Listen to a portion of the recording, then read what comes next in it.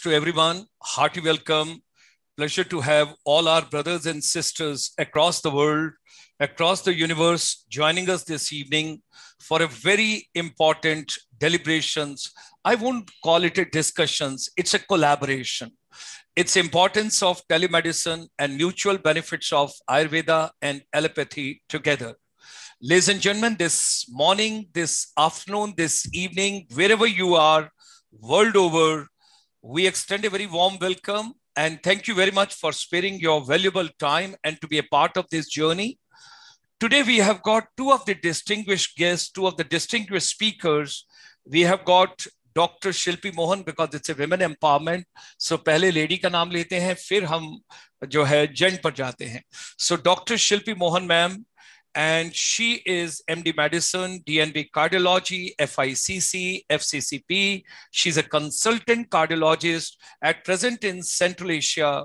Her husband is colonel from the Indian Army, and she at present is taking care of things in Central Asia with her husband. It's a proud privilege. She is joining us from Kyrgyzstan. We also extend a very warm welcome to Dr. Parmeshwar Aroraji, who is MD Ayurveda Gold Medalist, and he has come a long way, like Dr. Shilpi Mohan ma'am had been giving great contribution to all of us. Similar way, he is the senior consultant for Athar, the Ayurdham, and he is again a very renowned, very positive, very dynamic, and a very, very vibrant person who is interested that the globe should become and the world should become a better place for all of us. So, ladies and gentlemen, allopathy and Ayurveda together, we bring them. Let me share a few slides with you before I hand over and before we take you on to both the distinguished guests this evening, this morning, this afternoon. Now, this particular chamber, International Chamber for Service Industry, which is a link between Indians and Indian diaspora. I also wish to share with all of you, Dr. Shilpi ma'am is our advisor, our chamber's advisor at present in Central Asia.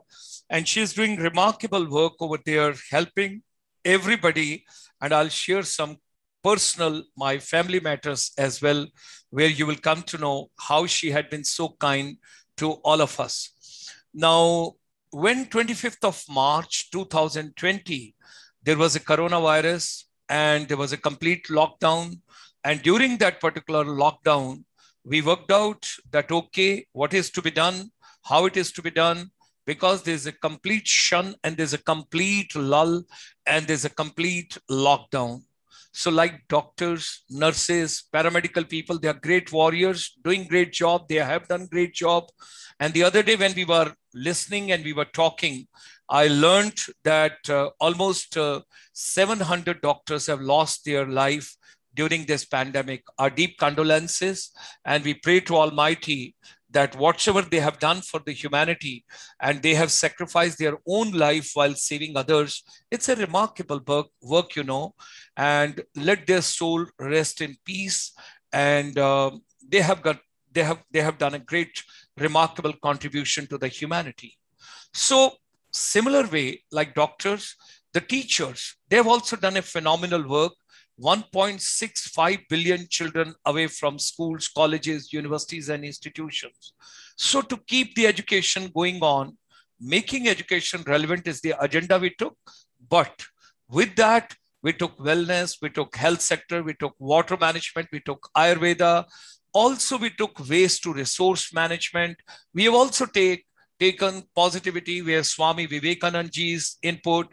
We have taken non-resident Indian diaspora from world over, talking to us, deliberating a lot of things with all of us. We are thankful to Namo Gange because they are the one those brought Dr. Parmeshwar Aroraji. We are grateful to them. Now, ladies and gentlemen, health and wellness, when we talk about, they're very, very integral part of our life, and both are very precious because if you're healthy and if you're physically fit, you can do wonders. Dr. Parmeshwar Aroraji, he had been coming, and I think we have done more than 35 webinars with him, which is all every Saturday, where he had been contributing a lot to all of us. We are doing 28 webinars. almost every week, sometime little up and down, 30 webinars, sometime 25 webinars.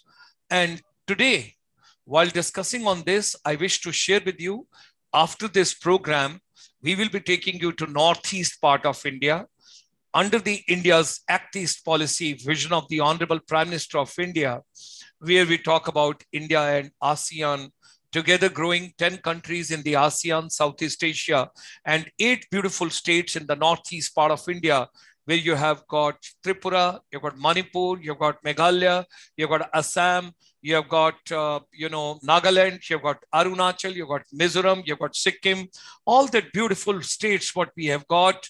We are going to share with you today that youth, you have got a tremendous power.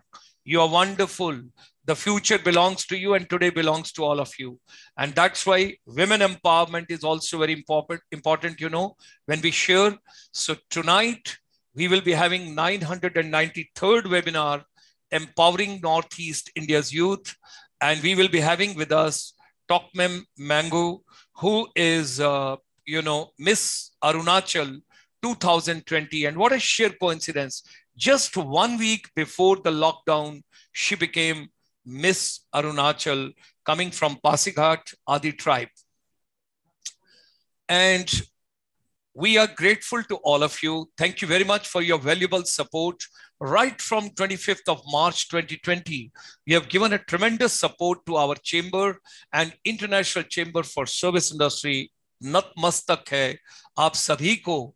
And we are completing in a humble way 1,000 webinars during this COVID-19 on coming Monday, 21st of June, and 3 o'clock in the afternoon, we will start our deliberations. We will talk about youth wellness. We will talk about youth wellness with education. We'll talk about skills. We'll talk about empathy. We will talk about empowerment, because it's going to be International Day of Yoga. Ministry of Skill Development and Entrepreneurship has got various sector skill councils. So we have taken the Wellness Sector Skill Council with us. They will be with us and we will be taking the journey forward. So ladies and gentlemen, whatsoever human mind can conceive and believe, it can achieve. Let's come together. Let's be together. And let me extend a very warm welcome when I talk about my Ayurveda Global Wellness Series, and you can see how many X are there, 10 plus 10 plus 10 plus 10. You have got 58 webinars of Ayurveda, which we have done. So this morning, this afternoon, this evening, wherever you are world over, we extend you a very warm welcome, Dr. Shilpi Mohan ma'am and Dr. Parmeshwar Arora ji. So ladies and gentlemen, join me in extending a very warm welcome, where we will talk about importance of telemedicine and mutual benefits of Ayurveda and allopathy together. We are very positive, and we, in a very positive way, wish to share with all of you something very interesting. During this COVID, right from 25th of March 2020, I have been distributing dry ration, going to different places. मेरा परिवार मुझे कहता था, आप बाहर मत जाइए, age factor देखिए, ये सब चीजें देखिए. मैंने कहा नहीं. Mentally, I'm very strong. Physically, Dr. Parmeshwar Arora and Dr. Shilpi Mohan will make me strong. And I had been going out. I have been distributing lot, whatsoever I can, in a humble way from our side. And I'm so grateful to God. I'm so grateful and I'm so thankful to Almighty that they kept me intact. They kept me safe. They kept me agile. They kept me vibrant. They kept me positive, and I had been moving out. Now coming to my family. I know it's a global family, and Major Dr. Gulshan Sharma cannot talk about his personal family. I think the entire world is the family, and it's a Vasudhaiv Kutumbakam when I talk about. And over there, it is very important, which I wish to share with you. A lot of people have lost their relatives. A lot of people have lost their kith and kin. We pray to Almighty and we request Almighty, let there be a peace for those departed souls, and there should be enough strength for those families. A lot of doctors, those have sacrificed their life. Their families also are deep condolences. You all have done a remarkable job. But today, ladies and gentlemen, let me share my own family. My younger brother, he was deeply into the acute corona, and he, along his son, also got affected. And thereafter, I had to pull them out. I moved them out from Delhi because Delhi that time had very serious problems. I started both the pathies together. I started Ayurveda also, and I started allopathy also. Dr. Shilpi Mohan ma'am, sitting abroad, was giving a lot of dimensions and a lot of inputs to me. And like a family member, she's a brother officer's wife. She had been giving so much inputs to me. And Dr. Parmeshwar Arora ji, in spite of his busy schedule, in spite of so many people he had been taking care of, मैंने ऐसा शख्स नहीं देखा, क्योंकि मैंने ये महसूस किया है जब तक आप में पागलपन नहीं होगा, आप समाज की सेवा आउट ऑफ द बॉक्स नहीं कर सकते। अपनी कार में खड़े होके सुबह लाउड स्पीकर लेके अपनी गली में निकलना और लोगों को कहना कि जो हमारा हवन होता था, हमारा यज्ञ होता था, और जो उसके अंदर आप हवन कुंड में चीजें डालते थे, उनकी अपनी एक महत्ता थी, उनकी अपनी एक, हम पूरे वातावरण को शुद्ध करते थे। और उसी के साथ साथ अगर आपको इमीडिएटली कोई प्रॉब्लम होती है, because I wish to share with all of you, my brother he recovered from corona, but he picked up a vascular problem, and his right knee, right under the knee, his calf muscles, and right up to his foot, he was in a very bad shape. And I contacted immediately Dr. Parmeshwar Arora ji and Dr. Shilpi Mohan ma'am, both of them, and they had been very kind. And thereafter, my brother has undergone, I'm grateful to Dr. Jindal, who is head of the vascular surgery at the Fortis Hospital. He himself carried out a surgery, and my brother completely recovered. I'm grateful to all the doctors, because आप बीती जब होती है तो इंसान को ज्यादा समझ आती है, और जब आप अपनों के साथ सफर करते हैं तो आपको समझ आती है कि कितनों ने सफर किया और कितने लोगों को तकलीफें आई। तो आज की शाम की इस जर्नी में, in a very positive way, we are positive people, we talk positive, we walk positive, we spread positive. So there is no competition with anybody, nobody is competing with anybody, we are collaborating, with each other, and that's the way the world has to become better place. Ultimately हमारा mission क्या है, हमारा aim क्या है, हमारा vision क्या है? Because today is a very important talk when I have got both my doctors, both my family members, and they both are my younger sister and younger brother. I will call it that way. अगर मेरे एक ही परिवार में मेरा एक भाई Ayurvedic doctor है और मेरी बहन जो है वो एलोपैथिक सर्जन है, तो मैं दोनों को साथ लेके चलता हूं अपने परिवार में। तो मैं आज की शाम चाहता हूं पूरे विश्व से ये लोग बात करें और ये पूरे विश्व को संबोधित करें। और डॉक्टर परमेश्वर अरोड़ा जी से मैं इजाजत लेकर और उनसे परमिशन लेकर, क्योंकि women empowerment is very important, we got to empower the women. और हम सब लोग ये सोचते हैं कि महिलाओं को हम जितना आगे अपॉर्चुनिटीज दे सकते हैं, women empowerment, women inspiration, all that is very important. तो डॉक्टर परमेश्वर अरोड़ा जी अपना माइक अनम्यूट कीजिए और आप मेरे साथ जुड़ के डॉक्टर शिल्पी मोहन मैम को हम दोनों इकट्ठे आमंत्रित करते हैं और उन्हें निवेदन करते हैं कि आज के कार्यक्रम में सबसे पहले डॉक्टर परमेश्वर अरोड़ा जी की प्रेयर, और उस प्रेयर के बाद हमारा आज का कार्यक्रम आगे बढ़ेगा। आज सभी विश्व भर से जितने लोग जुड़े हैं, आप सभी को मैं ये कहना चाहूंगा, आप लोगों के प्रयास से, आप लोगों के माध्यम से और आप लोगों की सपोर्ट से we are going to complete 1000 webinar on Monday on the International Day of Yoga. Dr. Parmeshwar Arora ji, आपकी prayer and then we start the program. Kindly unmute your mic, Dr. Saab, and then we start the program. Dr. Saab, आपको आवाज आ रही है? Doctor साहब आपको आवाज आ रही है? डॉक्टर परमेश्वर अरोड़ा जी, एक मिनट, ठीक है। डॉक्टर शिल्पी मोहन मैम, आप तब तक स्टार्ट कीजिए। मैं चाहता था कि प्रेयर से स्टार्ट करें और हम अपनी वंदना से शुरू करें। तो it is always good because he has always been starting with the prayer. आपका माइक अनम्यूट कीजिए डॉक्टर साहब, माइक अनम्यूट कीजिए। यस। सर्वे भवन्तु सुखिनः, सर्वे सन्तु निरामया, सर्वे भद्राणि पश्यन्तु मां कश्चित् दुख भाग भवेत्। हे भगवान धन्वंतरी, इस संसार का हर जन सुखी हो, हर जन निरोगी हो, हर तरफ आनंद ही आनंद हो, किसी को भी किसी प्रकार का कोई कष्ट ना हो। हे भगवान धन्वंतरी, हम सबकी सामूहिक प्रार्थना स्वीकार करें। ओम धन्वंतराय नमः। ओम शांति शांति शांति। Dr. Parmeshwar Arora ji, you are from the territorial army because you're a civilian soldier, and your elder brother, Major Dr. Gulshan Sharma, is the uniformed soldier. Both of us together for the women empowerment. We invite Dr. Shilpi Mohan to share her views, and thereafter we will have Dr. Parmeshwar Arora ji. Thank you so much.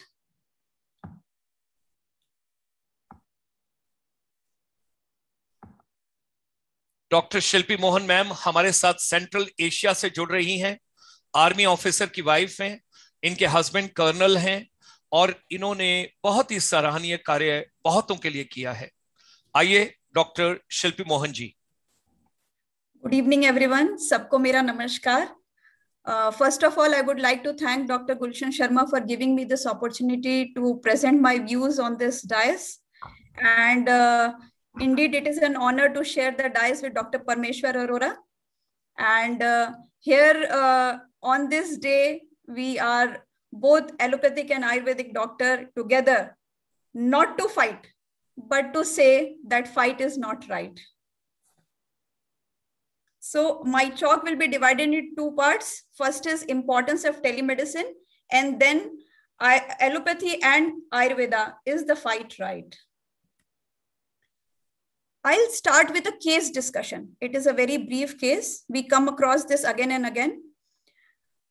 She is a 45-year-old housewife who is a resident of Chandigarh, and she has GI discomfort off and on for last 2 years. And we come across this situation many a times. पेट में थोड़ी जलन हो गई, थोड़ा सा दर्द हो गया, क्या लेना है? Let's take some antacids and just carry on with it. घर में काम भी बहुत है, बच्चों को भी देखना है, बहुत सारी situations है. So अभी टाइम नहीं है देखने का कि आगे क्या हो रहा है. So चलो अभी आज antacid ले लेते हैं and then carry on with it. One fine morning, she develops giddiness, blurring of vision, and chest pain. And then she was taken to the emergency department and her blood pressure was found to be 200 by 124. This was followed by a myocardial infarction. इसके बाद उनको heart attack हो जाता है, BP इतना बढ़ा हुआ था, इतने दिनों से उनको ये प्रॉब्लम चल रही थी जिसमें माइल्ड सिम्टम्स थे, बट उन्होंने उसको केयर नहीं किया. How much is the incidence of blood pressure in India or hypertension in India? 1/4 of the population is hypertensive, and out of that, only 1 in 10 have a good blood pressure control. And more than 50% of the patient remain undiagnosed all their lives. They don't come to know that they have high blood pressure. And similar, if you see this percentage, this is much higher. This is documented. But this is much higher because many patients remain undiagnosed all their lives. They land up in complications as what I have presented in my case study. Similar is the diabetes. We Indians are prone to develop diabetes, and we develop it 10 years earlier than our Western counterpart. So why health is not a priority in India? It is not a priority. And once the COVID has come, now we have realized how much we have neglected our health in so many years. I have enumerated some of the reasons and we will discuss it later. There are many more. First of all, lack of knowledge. There are many patients who are in village areas who don't know how the symptoms of blood pressure is, and they lack knowledge of diabetes, hypertension, and many common diseases which we come across. Then lack of time. We are always so short of time that health is always neglected. आज नहीं करेंगे, कल कर लेंगे, आज नहीं checkup कराने जाते हैं, कल चले जाएंगे. That is the situation. Health is not a priority. Birth is, marriages are, but not health. Then there are other issues like distance to the hospital, parking issues. Hospital जाएंगे कहाँ park करेंगे? Overcrowding is a problem. Then for women, this is very common problem which I have seen in the clinic. No family member is there to accompany.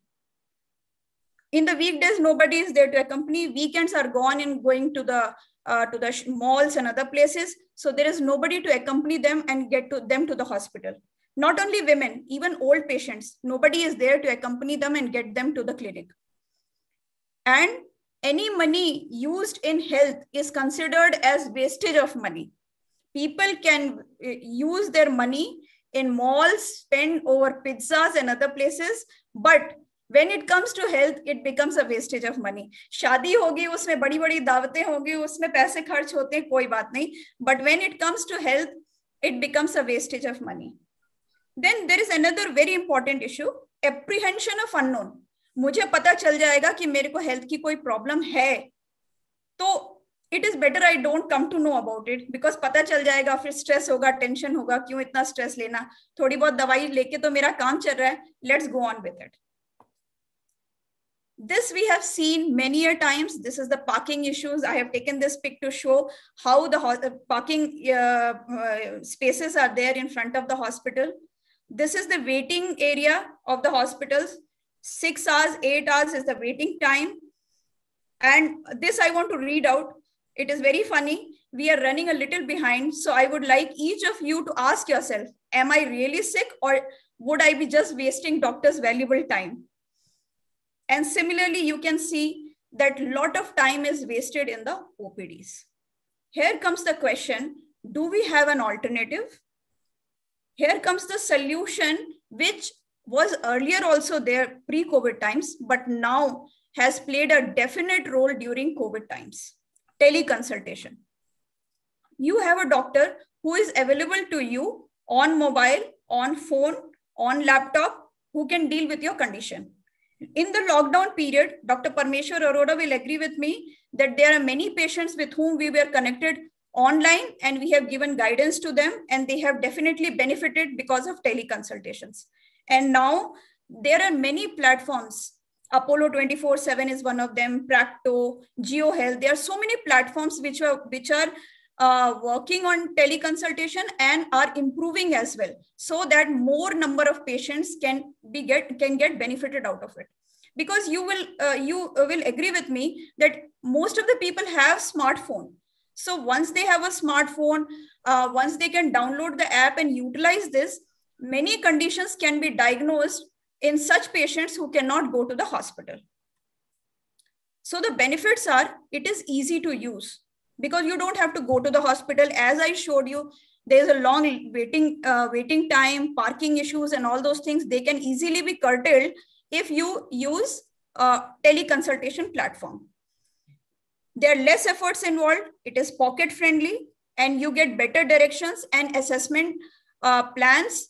And one more bigger picture is there, that there is more data which can be utilized for research and analysis in future.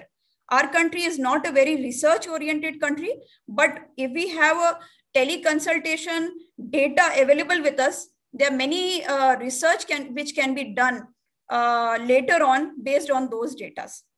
So I would again reiterate that for such patients where the condition is not very serious, or those conditions who are not diagnosed, whom we don't know whether they have any blood pressure issues or diabetic issues, or in whom only a follow-up is required. I'll give you an example.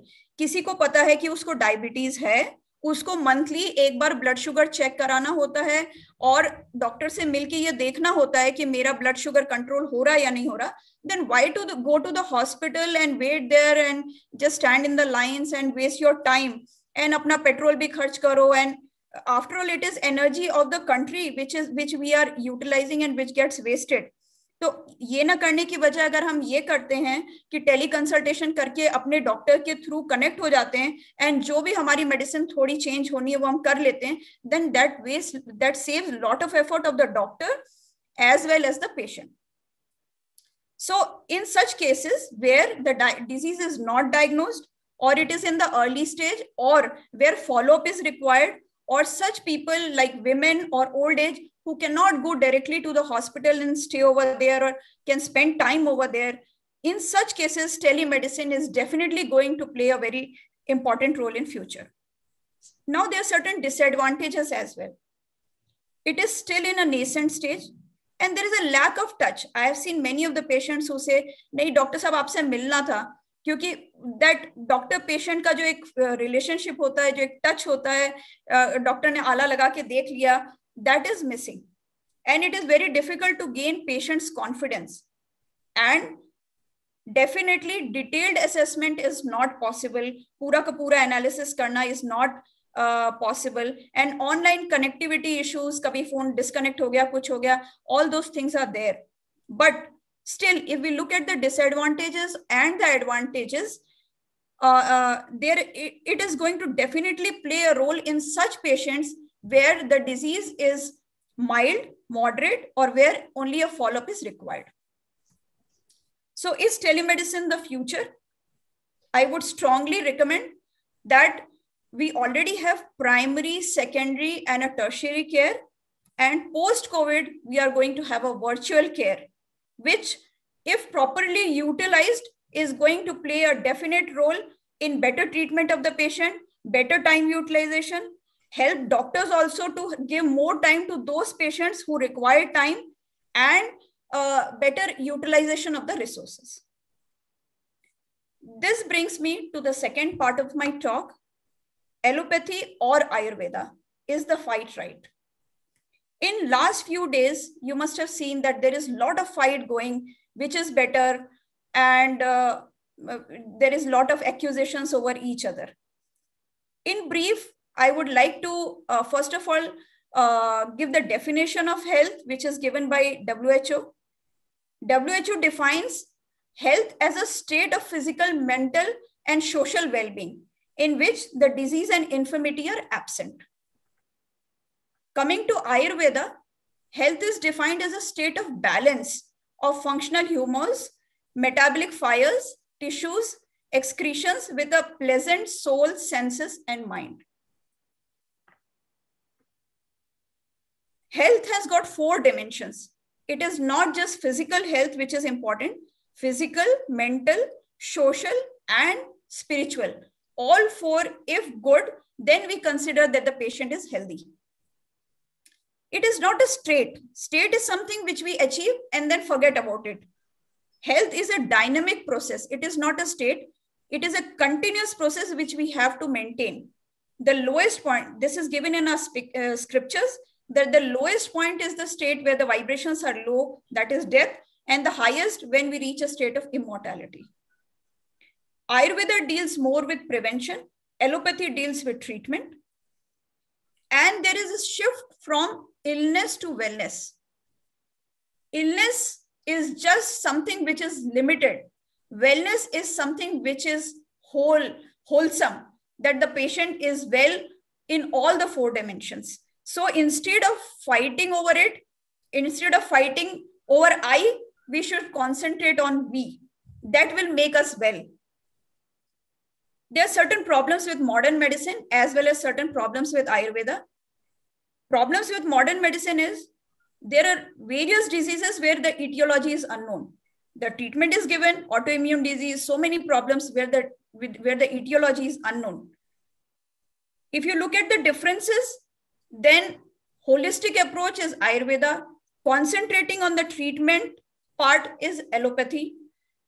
It talks of confidentiality, whereas in Ayurveda, it is a wholesome, family-oriented, the community is involved, and we treat the community, not one specific patient. Both have got its own advantages and disadvantages. This I found, and I found this very interesting. It is a matter of great pride, and I want to share it with all of you. Yanna Bharate, Tanna Bharate means whatever has come from India is what is to be known.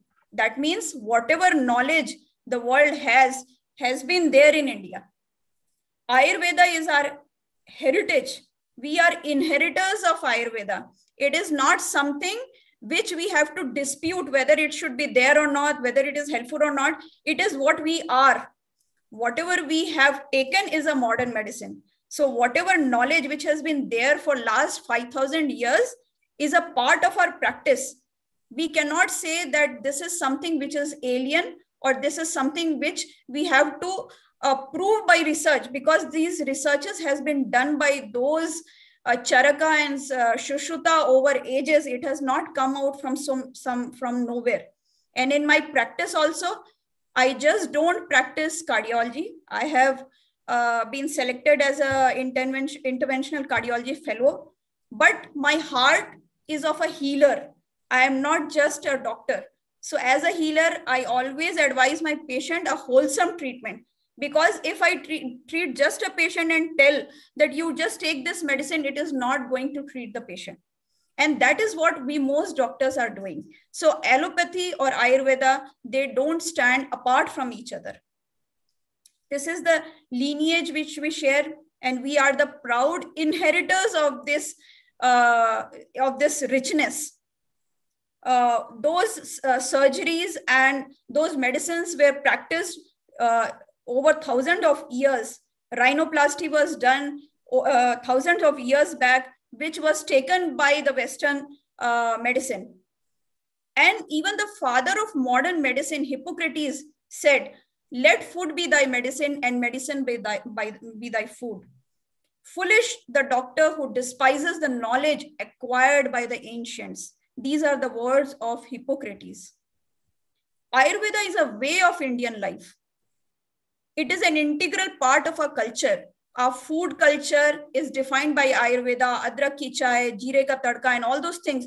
These simple things, the sattvic food, these are all a part of our culture. Concept of heavy breakfast, which is given by the modern medicine, heavy breakfast, moderate lunch, light dinner, which goes according to the body metabolism and sunlight, is well documented in Ayurveda. What we eat, so we become. That is again a concept which is given by Ayurveda. As medicine, there are certain disadvantages which I want to highlight. It provides slow, sustained response. It works on cure rather than alleviation of symptoms, but the treatment is slow. So in acute conditions, we cannot get immediate benefit in such cases. Which are those conditions? I will highlight it later. It is not strongly research driven, and sometimes it is not very user friendly, because 5 times pills, huge number of pills have to be taken. So it is not very user friendly. Heavy metals and all those things are also questionable. Dr. Parmeshwar is a better person to talk about such things. Modern medicine is more research oriented, user friendly. It gives immediate response. And the best part is that it plays a very significant role in emergency treatment. Here comes the case study of Dr. Gulshan Sharma's brother, who was suffering from COVID, who was initially treated by Ayurveda, and he did well. His lungs were saved. He did not have any pneumonia.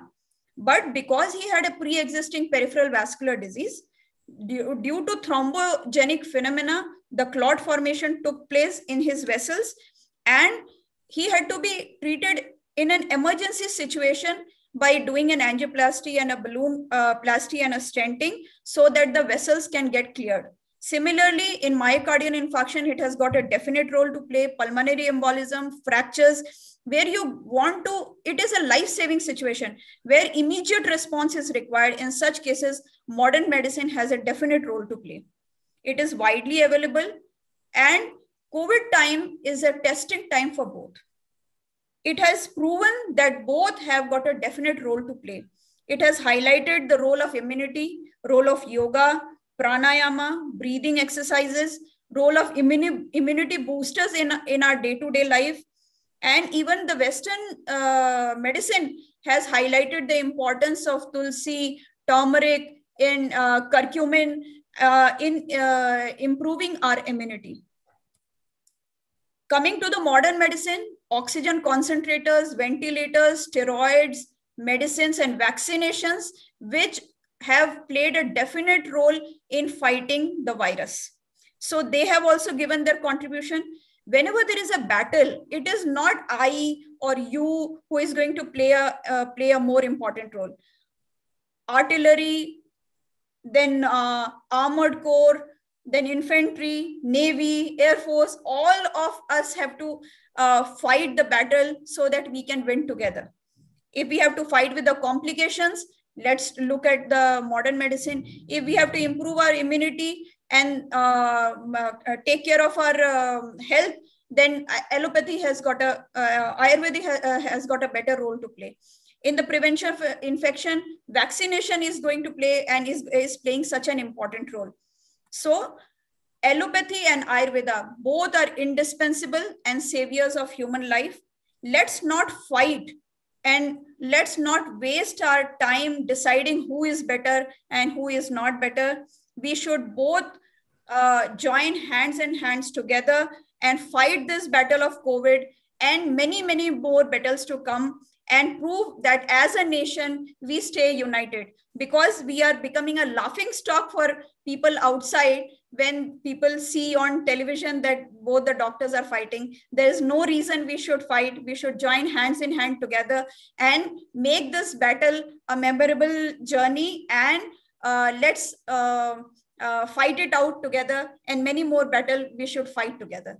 Jai Hind. Thank you. Wonderful. Wonderful. Thank you very much, ma'am. Thanks a lot. We can close your presentation. Thank you. I ki jagah, we did it. Yes, that something is remarkable. Our deep gratitude and thanks to Dr. Shilpi Mohan ma'am. अब मेरे परिवार के दो सदस्य हैं. मेरा छोटा भाई है और मेरी छोटी बहन है. और जब मेरा छोटा भाई है तो वो आयुर्वेदिक डॉक्टर है. उनका नाम है डॉक्टर परमेश्वर अरोड़ा. और मेरी छोटी बहन है तो वो MBBS डॉक्टर है, वो है डॉक्टर शिल्पी मोहन. दोनों का अपना अपना बहुत बड़ा कंट्रीब्यूशन है समाज में. और मैंने अपने पूरे परिवार में इस समय पिछले 1.5 महीने 2 महीने में जो एक्सपीरियंस किया है, उसने मुझे बहुत कुछ नया बताया, सिखाया. मेरी फैमिली शुरू से आयुर्वेदा को फॉलो करती है. बीच में मैंने होम्योपैथिक को भी बहुत आगे तवज्जो दी और मैंने बहुत फॉलो किया. पर मुझे बड़ा अचंभा हुआ एक बात का. डॉक्टर संजीव मल्होत्रा जो हमारे फैमिली के, जैसे डॉक्टर परमेश्वर अरोड़ा जी आयुर्वेदा के, वो होम्योपैथिक हैं. उन्होंने मेरे को एक ऐसी चौंका देने वाली बात करी, मैं हिल गया. उन्होंने कहा जर्मनी में कोई भी होम्योपैथिक मेडिसिन नहीं लेता.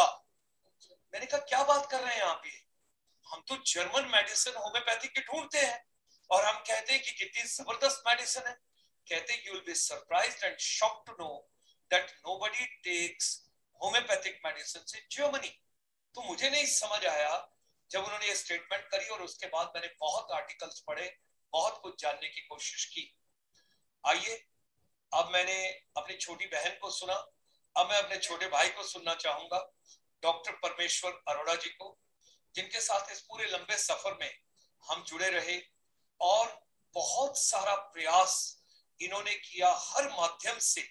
और इतना अटूट इनका विश्वास, प्रयास, और मैं नहीं जान सकता और समझ सकता कि कितने ही लोगों का दामन इन्होंने थामा इस पर्टिकुलर कोरोना के टाइम में, डिफिकल्ट टाइम में.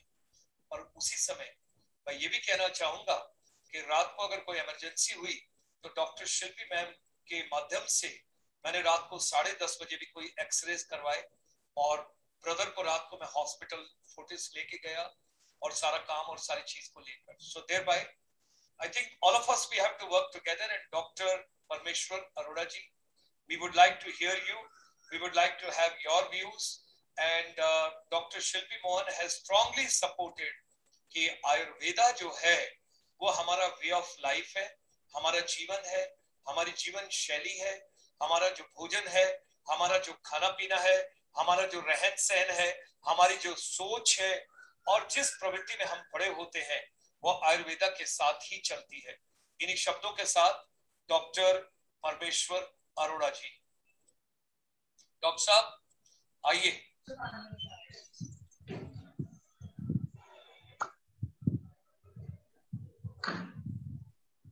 छोटी बहन से छोटे भाई की तरफ को. वाह जी वाह. पहले क्षमा प्रार्थी हूं क्योंकि ओपीडी का समय है और सैटरडे है तो थोड़ा पेशेंट अधिक होते हैं. मैं समझ सकता तो अभी भी चल रहा है, लेकिन अब मैंने बीच में ओपीडी रोक दिया कि भाई 20-25 मिनट के लिए आप लोग प्लीज जरा पानी वानी पिए, चाय वाय पिए, लस्सी वस्सी पिए, तो उसके बाद जो है फिर बात करते हैं। लेकिन जो भी बीच में सुन पाया डॉक्टर साहब को, वो बहुत ही मतलब बहुत ही अच्छा था, बहुत ही सुनने में जैसे कहते हैं कि कानों को एक आयुर्वेदिक डॉक्टर को प्रिय लगने वाला था। और उन्होंने जो बातें की कि in spite of going in a battle की विच पैथ इज बेटर, हम जो है दोनों लोग हाथ जुड़ा करके अगर हम पूरे विश्व को स्वस्थ बना सके तो इससे अच्छी बात कोई नहीं हो सकती। तो मतलब इन्हें नट शेल अगर मैं पहले सुनने वाला था बीइंग ए लिसनर, तो मैं उनको 100 में से 110 नंबर देता हूँ। तो आज तो इंडियन आर्मी गागा हो गई, इंडियन जी आर्मी जी, के कर्नल साहब की मिसेस और मैं कह रहा हूँ कि और यू नो द कि जब एलोपैथिक डॉक्टर मेरे सामने आते हैं तो मैं ऊपर से तो मुस्कुराता हूँ, लेकिन अंदर से मैं एकदम मुझे गुस्सा सा आ जाता है। लेकिन प्लीज मैं अपने दिल पे हाथ रख के कहता हूँ, मुझे इस 30 मिनट में बिल्कुल गुस्सा नहीं आया। भाई मेरा तो परिवार है, मेरे परिवार में मेरा छोटा भाई आयुर्वेदिक डॉक्टर है और मेरी छोटी बहन जो है शी इज एलोपैथिक। मेरे पास तो दोनों लोग हैं। तो ठीक है, बहुत बढ़िया। एंड सी बड़ी बेसिक सी बातें हमें करनी है, क्योंकि डॉक्टर साहब ने जैसे बताया कि दोनों ही पैथीज की आवश्यकता है। अब मैं आपको बताता हूं, देखिए कि आयुर्वेद कहाँ कहाँ मतलब रेलिवेंट नजर आता है, कहाँ कहाँ मुझे सी अगर आप डॉक्टर परमेश्वर अरोड़ा से पूछें तो मैंने भी कोई आयुर्वेद कोर्स करने के लिए मन नहीं बनाया था। मैंने भी अपना 10+2 बायोलॉजी से किया, एंड देन मैंने भी उसी तरह का कंपटीशन जिसको कंबाइंड प्री मेडिकल टेस्ट बोलते हैं एमबीबीएस पाने के लिए ही दिया था। बट मैं उतना लायक नहीं था, मेरिट में नीचे आया और मेरा सिलेक्शन एमबीबीएस की जगह बीएमएस में हुआ। और रोते हुए चिल्लाते हुए मैंने बीएमएस ज्वाइन किया, और वहां जाकर के जब मैंने 6 महीने पढ़ा तो वहां का माहौल देख करके, वहां की सारी एक्टिविटी देख करके वो जो दुख था वो 50% और बढ़ गया, और कि ये मैंने क्या किया। लेकिन तभी कहते हैं कि लाइफ में घर का नहीं तो बाहर का कोई ऐसा व्यक्ति मिल जाता है जो थोड़ा सा आपको काउंसलिंग कर देता है, प्रेरणा दे देता है। तो मैं आज इस मंच से शेयर करना चाहूंगा कि मेरे फूफा जी जो बनारस हिंदू विश्वविद्यालय में उस समय प्रोफेसर होते थे, उन्होंने मुझे मैं बात की, मैंने बताया फूफा जी मैं नहीं करना चाहता बीएमएस, और आपको पता नहीं कॉलेज की क्या कंडीशन है और क्या हमें पढ़ाया जाता है। वो एक पंडित जी आते हैं, वो हमें संस्कृत पढ़ा करके जाते हैं, और एक और बंदा आता है वो पता नहीं आंख मटकाता है और वो बोलता है कि एक्सरे रेज जो हैं वो ऐसी होती हैं, एक्सरे रेज। तो मैंने कहा जी मैं बहुत अपसेट हूं। तो फिर फूफा जी ने कहा कि बेटे ऐसा है कि अभी तेरे को खराब लग रहा है, because I am talking for year may be 30 years back, मैं 92 की बात कर रहा हूं। तो उन्होंने बताया कि अभी ऐसा लग रहा है, लेकिन 15 साल बाद जब तू 5 साल की बीएमएस कर लेगा, 3 साल एमडी कर लेगा, मन लगा के कर, 10 साल बाद ये समझ ले कि you will be the king in the market. मतलब एलोपैथिक डॉक्टर 100 होंगे लेकिन तू अकेला होगा, लेकिन अकेला किंग तब होगा जब तू आयुर्वेद ही करेगा। ये समझ ले कि उस समय उन्होंने मुझे, आज से 28 साल 25 साल 27 साल जो भी गिन लीजिए होंगे, उस समय उन्होंने मुझे कहानी सुनाई थी कि 2 सेल्समैन को जो है अफ्रीका भेजा गया एक जूता बनाने वाली कंपनी ने, कि जाओ और जाके सर्वे करके आओ अलग अलग टाइम पे कि वहां पे हमारी सेल कैसी हो सकती है, क्या हम अपनी यूनिट वहां पे लगाएं जूता बनाने की। तो एक जो उनका बंदा था उसने रिपोर्ट किया, कि हंस के रिपोर्ट किया कि sir there is no scope, यहाँ तो सब ट्राइब्स हैं, यहाँ कोई जूता पहनता ही नहीं है, देयर इज नो स्कोप। अब दूसरे ने जब रिपोर्ट किया उसने बोला सर फटाफट आ जाओ, ट्रिमेंडस स्कोप, अभी जूता है ही नहीं सर, सब हमारा ही खरीद लेंगे, आप आ जाओ सर बस फटाफट। सो इस तरह से एक कहते हैं कि अप्रोच का डिफरेंस उन्होंने मुझे दिखाया। And I am telling you, वो फूफा जी बड़ी लंबी आयु जी करके, मे बी अबाउट 100 की आयु जी करके वो पिछले साल ही स्वर्ग सिधारे हैं। ही वॉज द पर्सन जिन्होंने मेरी थिंकिंग को, मेरी लाइफ को चेंज किया। और मैं आज आपको इस मन से ये स्वीकारता हूं कि अगर मैं एलोपैथिक डॉक्टर होता तो शायद मुझे इतना धन, इतना यश और इतना आशीर्वाद मुझे नहीं मिल सकता था। मैं बिल्कुल सच आपसे बोल रहा हूं, आज जो भी मेरे पास यश है, I belong to a very simple family, बड़ी बेसिक सी हमारी फैमिली होती थी। उस हिसाब से डिप्टी कमिश्नर का मुझे फोन करना, किसी मिनिस्टर का मुझे फोन करना, बड़े बड़ी कंपनियों के चेयरमैन का फोन करना, मैं आपको बता रहा हूं कि अगर मैं एलोपैथिक डॉक्टर होता तो शायद इतना यश मुझे नहीं मिल सकता था सर। मुझे आयुर्वेद से यह यश मिला है। तो आयुर्वेद को मैंने बहुत बारीकी से समझा है और उसको जितना आज भी समझने की कोशिश कर रहा हूं, तो ट्रस्ट मी, वो उतना ही गहराई में मुझे और नजर आता है। मतलब ये समझ लीजिए कि वो वहां तक है जहां तक हमारी दृष्टि पहुंच ही नहीं सकती। उसकी गहराई इतनी अधिक है और उसकी ऊंचाई इतनी अधिक है कि हम उस, मतलब हम सोच ही नहीं सकते। मतलब ये समझ लीजिए सर, इतनी इतनी महानता है, मतलब एक एक शब्द में। हाँ, हमें उन शब्दों को इंटरप्रिटेट करके एग्जीक्यूट करने की क्षमता ही नहीं है। मैं अगर दूसरे शब्दों में बोलूं कि आयुर्वेद को आज की साइंस के पैरामीटर पे अगर हम परखने की कोशिश करें, तो मैं आपसे कह रहा हूं कि आज की साइंस काफी बोनी सिद्ध होगी। मतलब कुछ, आज की साइंस ये समझ लीजिए कि is carrying weights in kilograms, kilogram के वट्टे हैं, और that science is in nanograms, और हम कह रहे हैं कि हम कैसे तोलें। मतलब इतना डिफरेंस है। आयुर्वेद इज इन नैनोग्राम्स, और जो एलोपैथ, आई मीन एलोपैथ नहीं, जो आज का विज्ञान है, ये किलोग्राम के वेट लेके बैठा है और उस नैनोग्राम वाले विज्ञान को तोलने की कोशिश कर रहा है और तोल नहीं पा रहा है। लेकिन जो मानव का एक प्रवृत्ति होती है कि इमीडिएटली जो चीज समझ में नहीं आती, जो चीज ऑपरेट नहीं कर पाता, उसको दोष दे देता है, अपने को दोष नहीं देता। अगर मुझे मेरी बेटी ने एक मोबाइल जो बहुत अच्छी क्वालिटी का है, जबरदस्त एप्स हैं, वो मुझे दिया, but I was used to operate a very simple mobile, तो मैं उसको क्या कहता हूँ एक दिन करके, अरे यार तेरा मोबाइल बेकार है, पकड़ यार इसको। मतलब मैं 10,000 वाले मोबाइल को ऊपर रख रहा हूँ उस 1 लाख के मोबाइल से, जिससे बोलने से मतलब कुछ भी हो जाता है। लेकिन क्योंकि मुझे नहीं आता, तो मैं बेटी को वापस क्या कह के कर रहा हूँ, ये तेरा बेकार है यार, मेरे को समझ नहीं आ रहा, ये 3rd क्लास मोबाइल यार। सो मतलब मैंने 1 लाख के मोबाइल को अपने को इनकेपेबल नहीं कहा, लेकिन उस मोबाइल को 1 सेकंड लगाए कहना ये बेकार है यार, ये पता नहीं क्या है, जरा सा टच करो कुछ कुछ आ जाता है यार। So actually this is the right picture. You trust me, this is the right picture. With all respect to allopathic science, allopathic doctor, you trust me, this is the right picture. Ayurveda की depth को अभी आयुर्वेद वाले भी नहीं समझ पाए, और लोग तो क्या समझेंगे जो दूर। जैसे मेरी बहन डॉक्टर साहिबा ने बोला कि मॉडर्न को उन्होंने थोड़ा सा ऊपर रखा, ये कह करके कि ये एक रिसर्च ओरिएंटेड साइंस है। मैं तो ये पूछना चाहता हूं, नीम ब्लड प्यूरिफायर है, हल्दी एंटीसेप्टिक है, मुलेठी डीमल्सेंट है, त्रिफला खाने से पेट साफ हो जाता है, आंवला खाने से आंखें अच्छी होती हैं, ये चरक ने 5000 साल पहले क्या बिना रिसर्च के बता दिया होगा?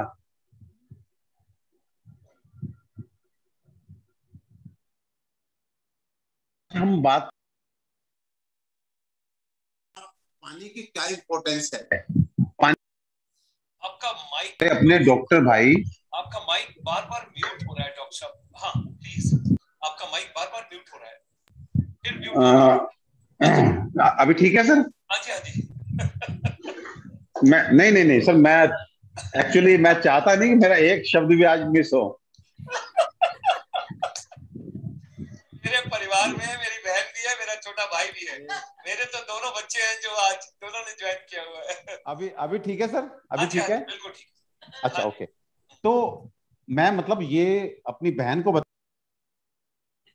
गिलास पानी का है, इसके क्या गुण हैं और ये शरीर पे जाके क्या प्रभाव करेगा, यदि मैं अपने मॉडर्न साइंटिस्ट से पूछता हूं तो वो इसको एक हाइड्रेशन का माध्यम बताएगा कि ये बॉडी का जाके हाइड्रेशन करेगा और पानी की रिक्वायरमेंट बॉडी की पूरी करेगा। लेकिन आप हैरान हो जाएंगे जब मैं अपने आयुर्वेद शास्त्र से ये क्वेश्चन पूछता हूं कि ये पानी हमारे शरीर, इसका क्या गुण है और ये हमारे शरीर में जाके क्या प्रभाव करेगा, तो वो पहले इसका सोर्स पूछेगा कि ये कुएं का पानी है कि नदी का पानी है कि झरने का पानी है कि बरसात का पानी है। अकॉर्डिंग टू दैट इसकी क्वालिटी होंगी, अकॉर्डिंग टू दैट इसकी बॉडी पे इंपैक्ट होगा। अगर मैं बोलता हूं, सोचिए मैं बोलता हूं नदी का पानी है, तो बोलेगा नदी किस कैसी, उत्तर से दक्षिण जा रही है कि दक्षिण से उत्तर जा रही है। एंड ये सब हमारी चरक संहिता में सब लिखा हुआ है कि उत्तर से दक्षिण जाती नदियों का जल ये होता है और ये प्रभाव करता है और शरीर में जाकर के ये बीमारियां करता है। अगर आप एक जल को रात्रि भर रख के सुबह पीते हैं तो उसका इंपैक्ट क्या होता है, अगर आप सुबह का ताजा जल पीते हैं तो क्या इंपैक्ट होता है। सो कहने का मतलब यह है कि ये जो चीजें लिखी गई होंगी, आपको क्या लगता है कि ये रिसर्च करके नहीं लिखी गई होंगी? तो मैं ये कहना चाहता हूं कि पहले तो ये कहना छोड़िए कि ये जो है चीजें रिसर्च इन पे करना चाहिए इसको। हाँ, आज की भाषा में आज के विज्ञान के आधार पे वो अलग विषय है, लेकिन अब समझाएं कैसे? हमारे पास टूल्स ही नहीं है। आज मैंने कहा ना कि हम किलोग्राम के वेट से लेके घूम रहे हैं और ये साइंस है नैनोग्राम में, हम कैपेबल ही नहीं है।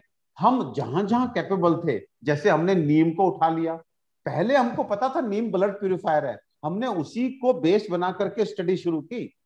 हमने ये जान के कि अर्जुना जो है वो कार्डियोटोनिक है, उसमें टैनिन्स होते हैं, उसी को बेस बना के स्टडी शुरू की। अश्वगंधा एक तरह से नर्वाइन टोनिक है, वो डी स्ट्रेसिंग होगा, उसको बेस बना के, मतलब चरक की बात को ही बेस बना करके हम स्टडी कर पाए।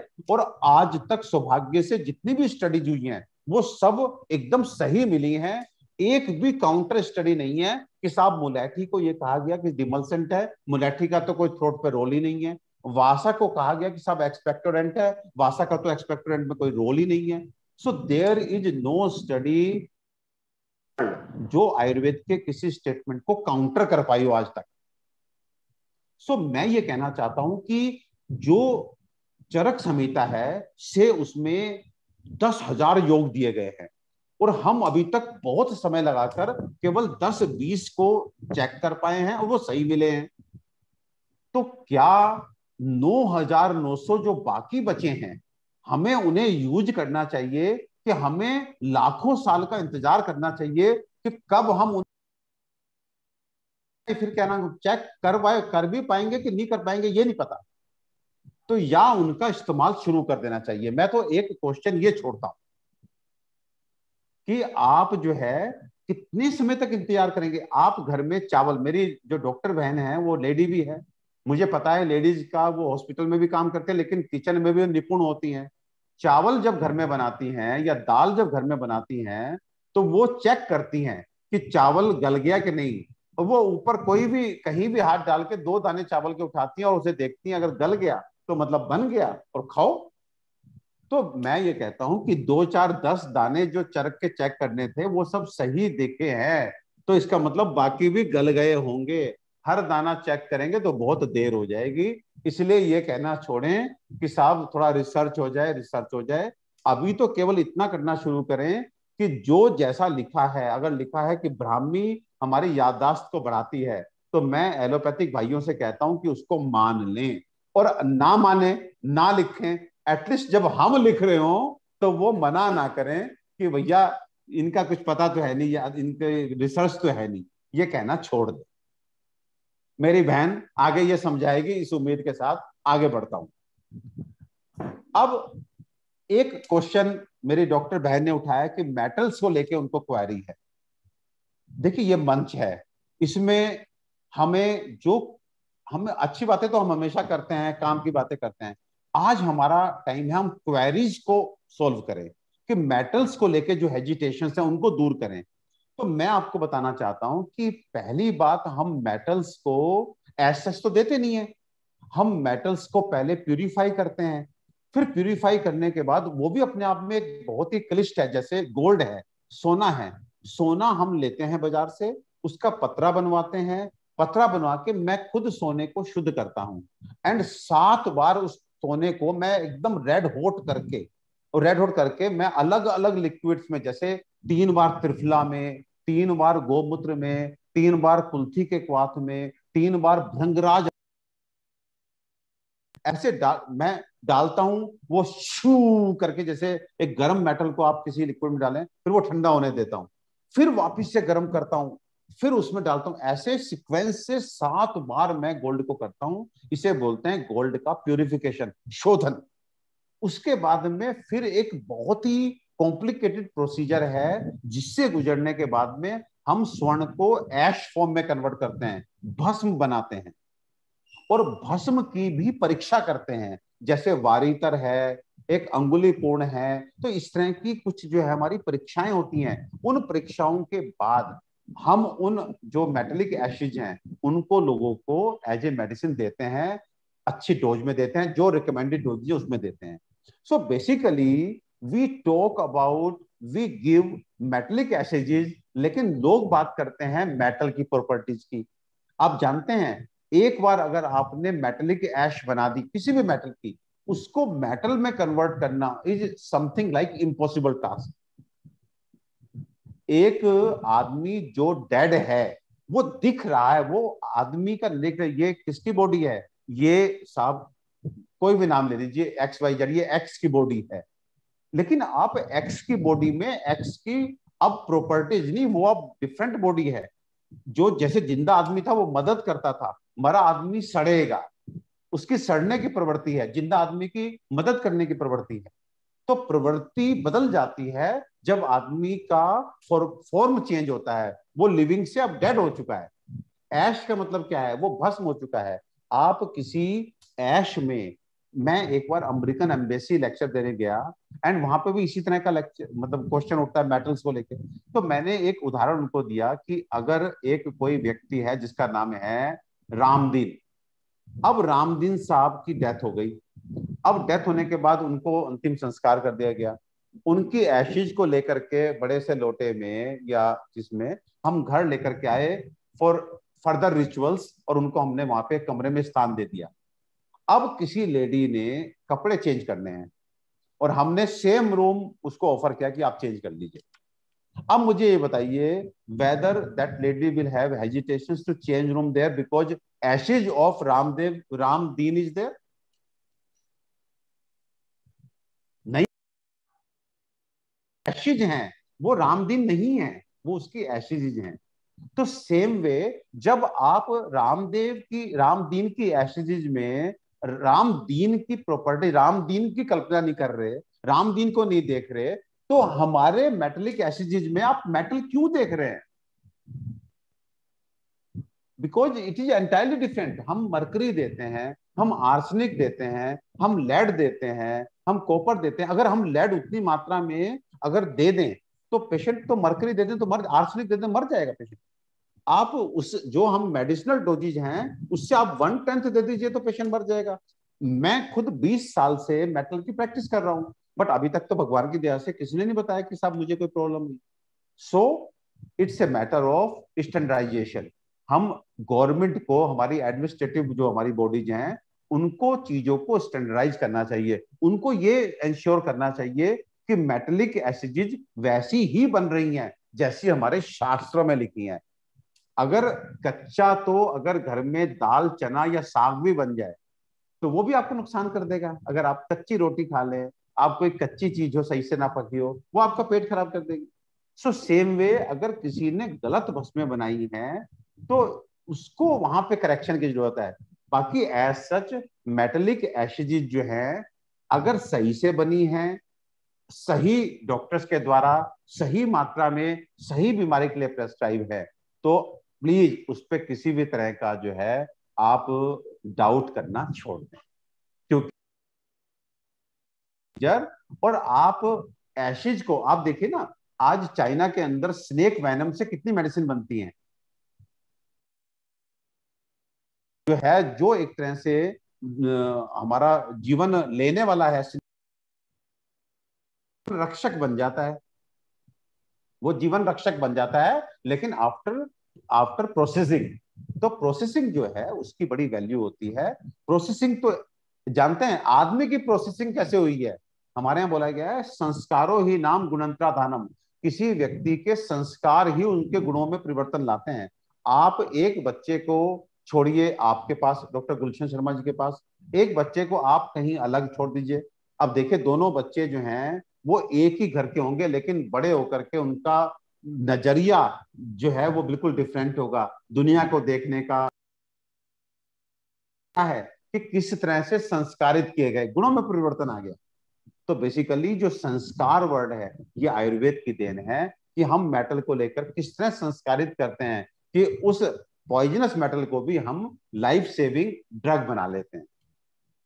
अच्छा, फिर एक बात आती है स्टेरॉइड्स की, कि आयुर्वेद में स्टेरॉइड्स का इस्तेमाल होता है। तो फिर मैं बताना चाहता हूं, डॉक्टर साहब भी जानती हैं कि हमारी बॉडी में जो हमारी एनर्जी है वो बेसिकली है ही स्टेरॉइड्स की वजह से।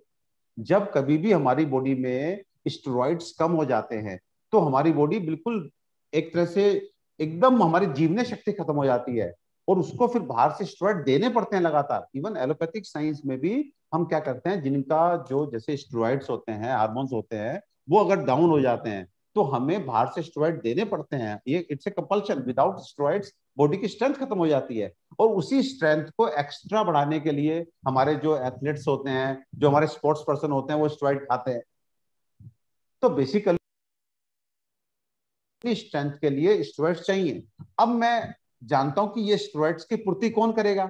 इस स्टेरॉइड्स की पूर्ति कुछ तो हमारी बॉडी करती है, जैसे हमारी एड्रिनल ग्लैंड वो स्टेरॉइड पैदा करती है। जो है अप्लाइड बाय द हर्ब्स, हमारी डाइट के थ्रू आता है, हमारी डाइट के थ्रू आता है।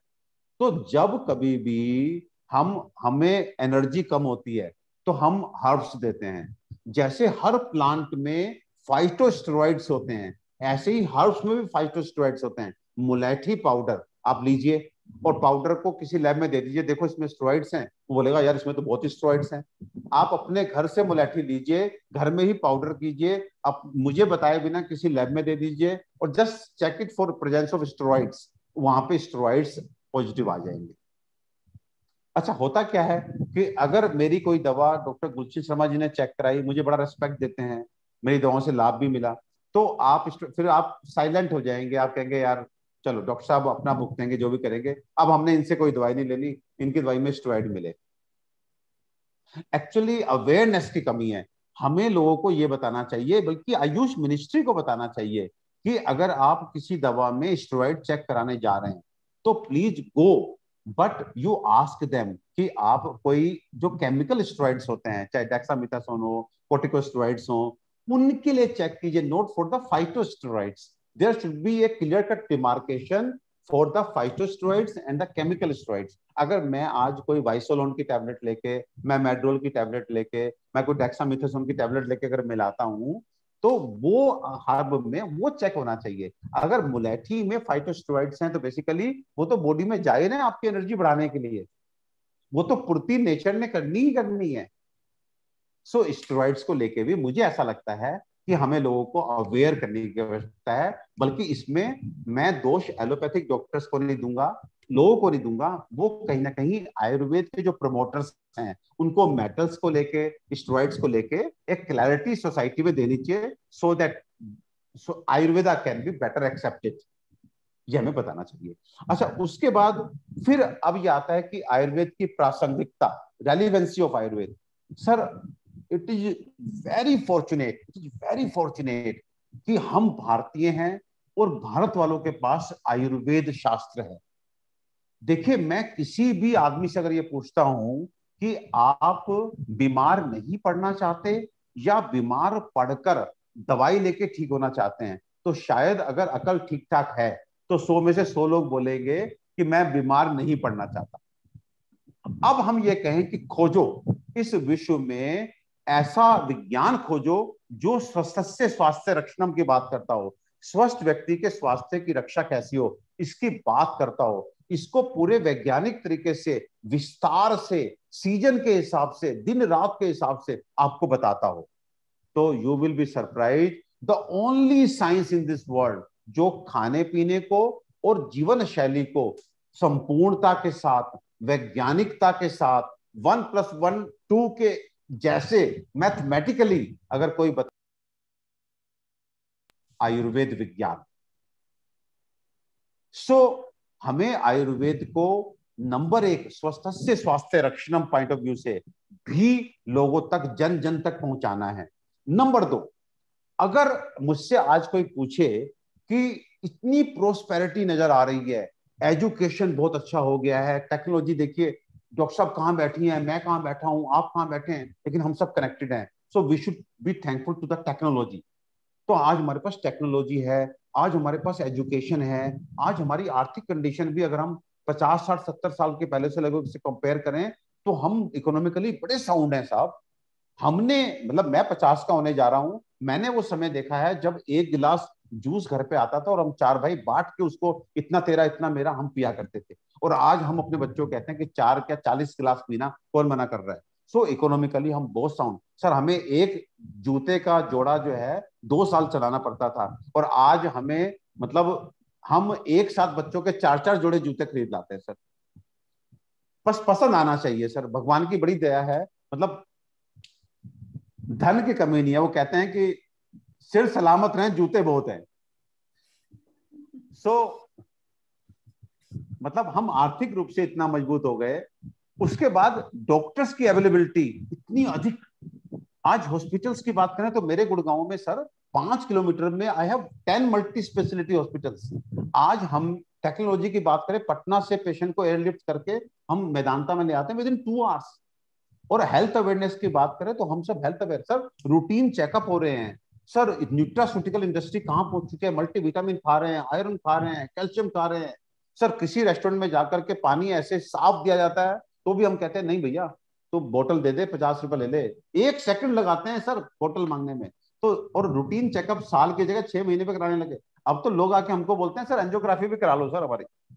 मतलब एंजियोग्राफी को भी रूटीन चेकअप मेरे आगे ले जाए। इससे अधिक हेल्थ अवेयरनेस क्या होगी सर। इतनी अच्छा सब दिखने के बावजूद भी सबसे दुख की बात यह है कि 2 जो सबसे important, number 1 quality of health, number 2 quantum of life, वो दोनों ही कहीं ना कहीं हमारी बहुत नीचे जा रही हैं। ना तो हम में से कोई हेल्दी है, और आज अगर एज की बात करें तो sir trust me with all these facilities 100 का फिगर आज इम्पॉसिबल फिगर बन चुका है। 90-95 तक भी कोई बिरला जो पुराने समय का है वो पहुंचेगा। हम लोग तो अब ख्वाब देखना ही छोड़ दें। एक झटका आएगा 70-75 पे, हवा का झोंका। और अरे कल तो मिले थे डॉक्टर साहब से, परसों तो मिले थे, बस यही कहानियां रह जाएंगी और आपकी तस्वीर टंग जाएगी बढ़िया गुलाब की माला के साथ, और कुछ नहीं। वो भी आपकी तस्वीर तब टंगेगी अगर दीवार के साथ मैच कर जोगी, नहीं तो बच्चे ऐसे हो गए हमारे, वो भी नहीं टांगेंगे, अंदर कमरे में कहीं टांग देंगे।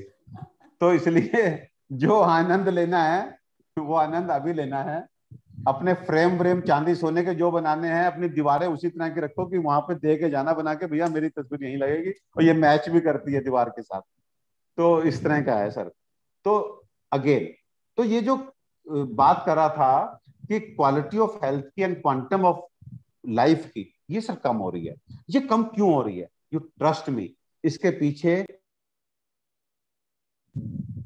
हमारा खानपान गड़बड़ होना, नंबर 2 हमारी जीवन शैली गड़बड़ होना, और नंबर 3 हमारी छोटी छोटी बीमारियों में हमें केमिकल मेडिसिन लेने की जो आदत पड़ गई है वो हमें खराब कर रही है। हमारा ये पंच भौतिक शरीर है, इस पंच भौतिक शरीर को पंच भौतिक तरीके से, प्राकृतिक तरीके से ही, किचन से ही हमको ठीक करने की कोशिश करनी चाहिए। और ट्रस्ट मी, 90% बीमारियां ऐसी हैं जो हमारे किचन से ठीक हो जाती है।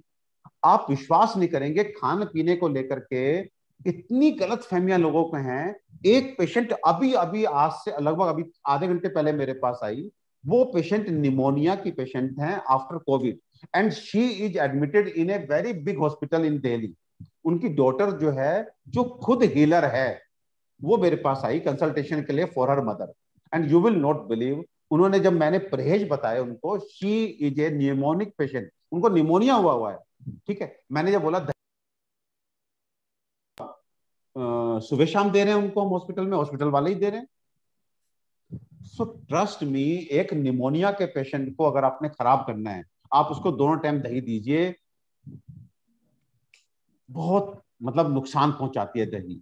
अब एक बड़े हॉस्पिटल में भी अगर दिन में और रात में दही दी जा रही है और निमोनिया के पेशेंट को, यू कैन नॉट बिलीव, एक आयुर्वेदिक डॉक्टर वो अंदर से कितना जोल्ट में हिल जाएगा। हमारे तो, मैंने उनसे पूछा, उनका नाम आंचल था, मैं नाम भी ले रहा हूं, मैं कहा आंचल ये बताइए कि अगर आपके घर में किसी बच्चे को जैसे कंजेशन सा लगे तो उन दिनों में आप दही देते हैं? बोलते नहीं, तब नहीं देते। मैं कहा आपकी मम्मी को निमोनिया है, फिर आप दे रहे हैं, और रात में दिन में दोनों टाइम? कहते वो हॉस्पिटल से जो खाना आता है उसमें आती है। सो बहुत काम करने की जरूरत है एक्चुअली। हमें डाइट भी सही करनी पड़ेगी, हमें लाइफ स्टाइल सही करनी पड़ेगी, और उसके बाद में हमें जो है पहले बेसिक जो है, हमें आयुर्वेदिक मेडिसिन को आधार बना करके हमें चीजों को हील करने की कोशिश करेंगे। हाँ, कोई इमरजेंसी आती है तो डेफिनेटली मैं ही एक्सेप्ट करता हूं, हमारी एलोपैथिक साइंस काफी इमरजेंसी को डील करने में आज हमारे पास एक अच्छा ऑप्शन है एलोपैथिक साइंस के रूप में। हम डेफिनेटली वो मेडिसिन खिला करके उसको कंफर्टेबल कंडीशन में पहुंचाएंगे, और वहां पर जो है फिर उसके बाद आयुर्वेद से उसको क्योर करने की कोशिश करेंगे। अब एक चीज और यहाँ पे मैं, क्योंकि डॉक्टर साहब की प्रेजेंस है, वो कह देना चाहता हूँ कि जहां तक बात है तुरंत रिजल्ट की, तो she will be surprise to know कि हमारे पास बुखार उतारने की भी मेडिसिन है जो तुरंत काम करती है। हमारे पास लूज मोशंस रोकने की हर्बल मेडिसिन है जो तुरंत काम करती है, एंटीबायोटिक से भी तेज काम करती है। सो हमारे पास दर्द की भी दवा है। सो बेसिकली क्या हो रहा है कि क्योंकि हम प्रैक्टिस नहीं कर रहे, क्योंकि हम उसको उतना ध्यान नहीं दे रहे, तो वो चीजें पीछे हट गई हैं। So there can be better natural ways to give, I mean, solutions to the even acute problems. तो हमें वहां पे भी एक्सप्लोर करना चाहिए। अब एक लास्ट बात मैं कह के अपनी वाणी को विराम दूंगा कि आज कोविड का समय चल रहा है, और एक लोगों का क्वेश्चन जो है मेरे ख्याल से सबके दिमाग में होगा, और उनको काफी परेशान भी करता होगा, यार कोई क्राइटेरिया है कि कोविड से कौन बचेगा और कौन मरेगा? Is there any criteria? क्योंकि लोग दिख रहे हैं जो बहुत अनुशासित दिख रहे हैं, जैसे हमारे मैं श्रद्धांजलि देता हूं, मिल्खा सिंह जी आज हमारे स्वर्ग सिधार गए। ऐसे ही बहुत सारे सेलिब्रिटी जो कहते हैं कि साहब वो मॉर्निंग वॉक करते थे, आसन करते थे, और साहब ऐसा करते थे, और उनका खाना भी बड़ा लिमिटेड था, शरीर भी बड़ा सही था, वेट वगैरह नहीं अधिक था, डायबिटीज नहीं था, ब्लड प्रेशर नहीं था, कोई कोमॉर्बिडिटी नहीं थी, फिर भी वो चले गए। अच्छा, कुछ लोग ऐसे जो बीमार थे, बुजुर्ग थे, कोमॉर्बिडिटी भी थी, डायबिटीज था, ब्लड प्रेशर था, बट उनको कुछ नहीं हुआ। ये क्वेश्चन कि क्या सब किस्मत है या कोई क्राइटेरिया है कि कौन बचेगा कौन मरेगा? ऐसा कभी दिमाग में आता है ना डॉक्टर साहब कि भाई ये क्या हो क्या रहा है, मतलब जो फंस गया वो फंस ही गया क्या? नहीं, ऐसा नहीं है सर। Actually there are two words, आपको मेरे बहुत ध्यान से सुनने हैं। एक है जीवनचर्या, जीवनचर्या, और एक शब्द है जीवन दर्शन। तो जीवनचर्या की बराबर के इंपॉर्टेंस रखते हैं। जीवनचर्या का मतलब है कि हम क्या खा पी रहे हैं, और हम किस तरह की जीवन शैली जी रहे हैं, ये 50% कंट्रीब्यूट करता है, ये जीवनचर्या है। लेकिन जीवन दर्शन का मतलब है कि जीवन को लेके हमारी सोच क्या है, हम कितने सकारात्मक हैं, हम कितने एक तरह से, हमें मृत्यु का, जीवन का मतलब क्या हमारा कॉन्सेप्ट है, जीवन दर्शन क्या है हमारा। सो जीवनचर्या और जीवन दर्शन ये दोनों ही बराबर के इंपॉर्टेंट चीजें हैं। वो लोग जिनकी जीवनचर्या बहुत अच्छी थी, मतलब उनका खाना पीना भी देखने में बड़ा सही लग रहा था, उनकी पूरा डे रूटीन देखें तो अच्छा था, लेकिन उनकी एक तरह से कहीं ना कहीं दे मस्ट बी मिसिंग जीवन दर्शन। तो वो 50% रिस्क पे थे, वहां पे 50% उन्होंने फिर भी अपने को रिस्क पे डाला हुआ था। और जिन लोगों का जीवनचर्या अच्छी नहीं थी, उनका खाना पीना भी थोड़ा गड़बड़, उनकी जो डे टू डे एक्टिविटी, उनका व्यवहार जो है दिन भर का, वो भी जो है जीवन शैली भी बहुत अच्छी नहीं, लेकिन जीवन दर्शन को लेके कहीं ना कहीं क्लैरिटी थी, कहीं ना कहीं मस्ती थी, कहीं ना कहीं आनंद था। देखिए सुख और आनंद में भी अंतर है। हम सुखी होते हैं, अपने जो चीजें हमें हमारे चारों तरफ हैं वो हमें सुख देती हैं। हमें टीवी सुख देता है, लेकिन टीवी देख के हम आनंदित हो रहे हैं कि हम दुखी हो रहे हैं, वो अलग चीज है। देखिए आपको कोई टीवी पे ऐसी चीज नजर आ रही है जो आपको इतना से बेचैन कर दे रही है, जो आपको इरिटेट कर रही है, तो वो सुख का माध्यम भी वो दुख दे रहा है, वो आनंद नहीं दे रहा। तो सुख और आनंद में भी अंतर समझना है। तो हमें जो है, वो लोग बच गए जिनका जीवन दर्शन आदर्श था, जीवनचर्या अच्छी नहीं थी, वो उनको भी 50% चांस था बचने का, तो इसलिए वो बच गए। 50%, 50% वो चले गए जिनके पास जीवनचर्या थी, जीवन दर्शन नहीं था। अब जिनके पास जीवनचर्या भी है और जीवन दर्शन भी है, मैं कहता हूं वो 1% ही घायल होंगे। फिर से ध्यान दीजिए, जीवनचर्या भी है और जीवन दर्शन भी है, तो समझिए आप बिल्कुल कोविड से भी परेशान नहीं होंगे, कोविड की किसी लहर से परेशान नहीं होंगे, कोविड से बड़ा भी कोई राक्षस आ जाएगा तो भी आप विचलित होंगे, इसकी संभावना बहुत कम है। कब? जब you have a Adarsh, ideal जीवनचर्या और आइडियल जीवन दर्शन। जिनके पास ये दोनों ही नहीं है, ना उनका दर्शन है ना जीवनचर्या, वो भाग्य पे है। वो फिर उनके जो भगवान ने जो इनबिल्ट दे दिया ना, वो जितना उनका काम करेगा उसी हिसाब से वो जिएंगे मरेंगे। सो कहने का मतलब है कि जीवनचर्या के साथ जीवन दर्शन भी अगर कोई शास्त्र दे सकता है तो विश्वास कीजिए आपको हैरानी होगी।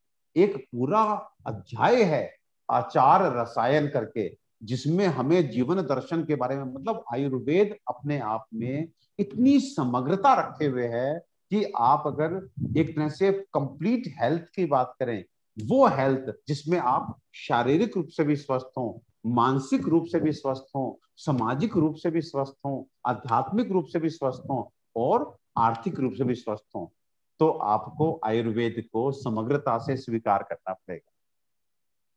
तब आपको पूर्ण स्वास्थ्य मिलेगा, शारीरिक, मानसिक, सामाजिक, आध्यात्मिक और आर्थिक।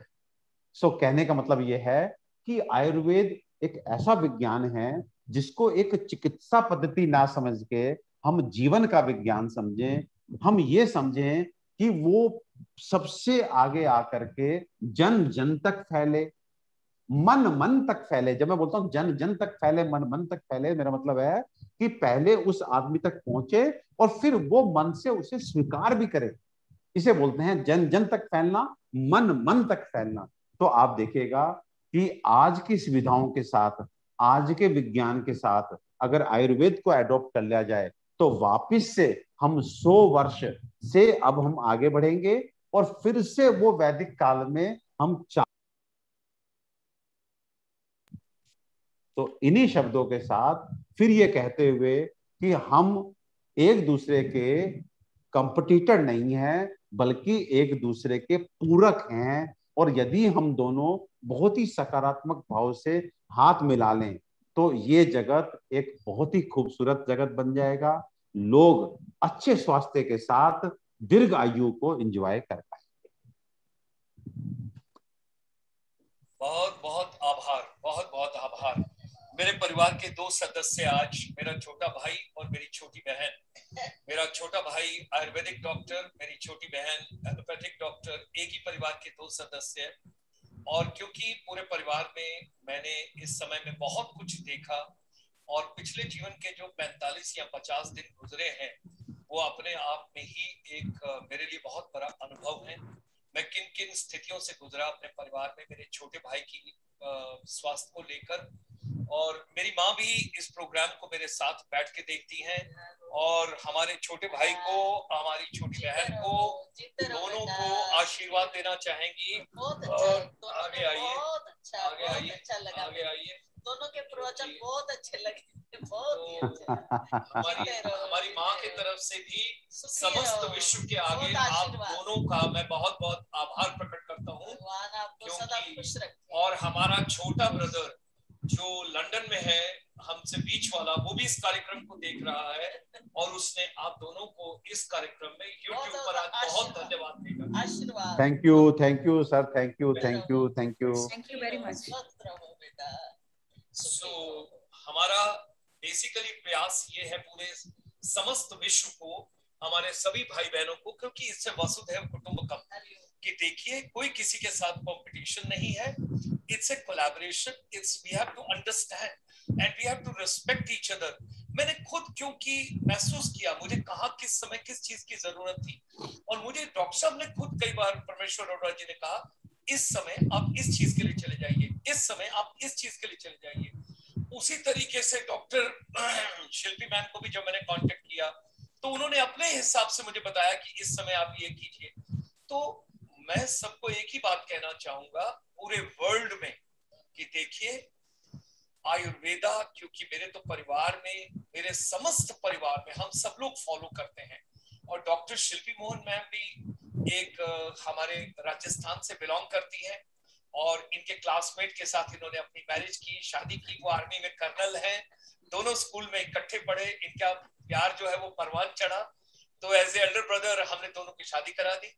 इनके 2 बड़े प्यारे बच्चे हैं, और आजकल ये सेंट्रल एशिया में है और बहुत कुछ मेडिकल में कर रही हैं, समाज सेवा में जुड़ी हुई हैं। तो हम डॉक्टर परमेश्वर अरोड़ा जी का, डॉक्टर शिल्पी जी, एक विशेष कार्यक्रम पूरे सेंट्रल एशिया में भी करवाना चाहेंगे। आप हमारी एडवाइजर हैं, मैं चाहता हूं कि एक विशेष कार्यक्रम इनका पूरे Central Asia, right up to Afghanistan, हम जब साउथ एशिया शुरू करते हैं वहां तक होना चाहिए। और साथ ही साथ मैं आप सबका बहुत आभार प्रकट करता हूं, क्योंकि सोमवार को, मंडे को इंटरनेशनल योगा डे का एक विशेष कार्यक्रम है। हमारा चेंबर जो है वो 1000 वेबिनार कंप्लीट कर रहा है, और हम विश्व के पहले चेंबर हैं जिन्होंने पूरे का पूरा प्रयास, हमने कहा मेकिंग एजुकेशन रेलेवेंट, लेकिन वहां पर आयुर्वेदा भी है, वहां पर वाटर मैनेजमेंट भी है, वहां पर हेल्थ भी है, वेलनेस भी है, बच्चों की पॉजिटिव सोच भी है। और डॉक्टर पूरन सिंह जी जैसे लोग जिनका बेटा इस समय जापान में बहुत ऊंचे पद पर एम्बेसी में है, वो वेस्ट टू रिसोर्स मैनेजमेंट में वो भी जुड़े हैं। तो पूरे विश्व से हम यूनेस्को के साथ इस प्रोग्राम को कर रहे हैं। 1 लाख लोग मंडे को जुड़ रहे हैं इस कार्यक्रम में। आप सभी आमंत्रित हैं जो इस प्रोग्राम में आज हमारे साथ हैं। दोपहर को 3 बजे कार्यक्रम शुरू होगा, 6 घंटे लगातार चलेगा, रात्रि को 9 बजे कंप्लीट होगा। यूनेस्को के जो डायरेक्टर हैं एजुकेशन के इंडिया के, वो पेरिस से हमारे इस प्रोग्राम को शुरू करेंगे, और रात को डॉक्टर निर्मलजीत सिंह कलसी जी जो चेयरमैन हैं, हमारे पूरे भारत के स्किल्स के माननीय प्रधानमंत्री जी, और हमारे जो शिक्षा मंत्री जी, और हमारे जो स्किल मंत्री, जिन लोगों का प्रयास है, उन सबके माध्यम से हम डॉक्टर निर्मलजीत सिंह कलसी जी के साथ वैलिडिक्टरी फंक्शन करेंगे रात्रि के 9 बजे। और समस्त विश्व से 149 कंट्री से लोग जुड़ेंगे, और आप सभी आमंत्रित हैं। और मैं अपने छोटे भाई और छोटी बहन को, इन दोनों को भी अपने मन से, अपने हृदय से, अपने आत्मा से आमंत्रित करता हूं। और शिल्पी मैम, आप कर्ज मुक्त तब होंगी जब आप मेरे छोटे भाई का और अपने भाई का doctor Parmeshwar Arora central Asia में एक बड़ा कार्यक्रम आयुर्वेदा का रखेंगी। इन्हीं शब्दों के साथ आप सभी का बहुत बहुत आभार, और एक हमारी क्लोजिंग प्रेयर हो जाए डॉक्टर साहब आपकी, जो हमेशा हम जैसे प्रोग्राम शुरू करते हैं और समाप्त करते हैं। सर्वे भवन्तु सुखिनः, सर्वे सन्तु निरामया, सर्वे भद्राणि पश्यन्तु, मा कश्चित् दुःख भाग् भवेत्। पुनः पुनः भगवान धन्वंतरी, हम सबके लिए आपसे प्रार्थना, आपको नमन। आपका बहुत बहुत आभार। आप सभी का स्वस्थ रहिए और हमेशा खुश रहिए। शुभ रात्रि। So green morning, green afternoon, green evening, wherever you are world over. Look forward seeing you tomorrow. There are a lot of programs, और आज रात्रि को 9 बजे एक विशेष कार्यक्रम है नॉर्थ ईस्ट का, पूरी 8 स्टेट का, जिसको माननीय प्रधानमंत्री अष्टलक्ष्मी कहते हैं। इन्हीं शब्दों के साथ मिलते